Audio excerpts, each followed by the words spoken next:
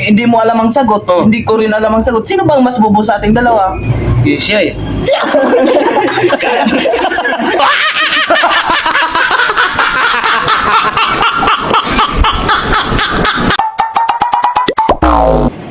Hayaan mo ba pag nakauwi ako sa Bicol ba, ikaw nakauwi ka dun sa Bisaya. Sabo. Dalhin mo yung manok mo at yung manok ko.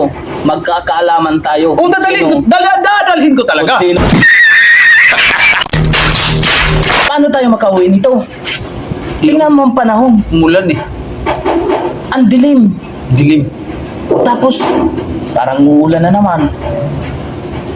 Ang hirap bumiyahe ng maulan. Hirap bumiyahe maulan. Anong gagawin natin ngayon? Gapo-gapo lang tayo dito, bay. Gapo-gapo lang tayo dito, bay. Ang magandang gawin doon ay, pag umulan, pag nalapag na yung tubig sa lupa, Ano pa? mababasa ba yung ulan? Mababasa ba yung ulan? Mababasa ba yung ulan? Palagay ko, hindi eh. Sa'yo. Hindi ko rin maisip kung mababasa Anong ba yung- tinatanong mo? Ha? Mababasa ba yung Madaliin ko na lang, bay. Oo. Ibahin ko na lang yung kwento. Oo. Kung ang lamok ba matutulog sa madilim, lalamukin din ba sila? Hindi ko alam. Hindi ko alam.